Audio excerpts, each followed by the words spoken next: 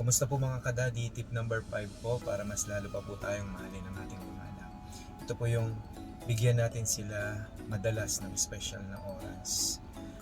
Daddy, watch this, or Daddy, play with me please. Ganito po kinukuha ng panganay kong anak yung attention ko. Mahilig po siya kasing makipaglaro sa akin at magpapapansin po siya sa lahat po ng ginagawa niya. Daddy, look at me. Daddy, come here, play with me. At napansin ko po sa kanya, nalulungkot po siya kapag saglit ko lang siya pinapansin, saglit lang ako nakikipaglaro sa kanya. Kaya po mga kadadi, hanggat maaari po, bigyan po natin sila talaga ng special na oras. Yung talagang tututok po tayo sa kanila, yung ikaw lang at sila. Hanggat maaari po, tabi po muna natin yung mga bagay na makakasagabal po sa bonding natin sa mga anak natin. Yung mga gadget po, like mga cellphone, or anumang mga bagay na makakasagabal po. At ibababa po natin yung level natin sa kanila. Nang sa ganon, mas magiging masaya po yung bonding. Ibalik po natin yung pagiging bata natin.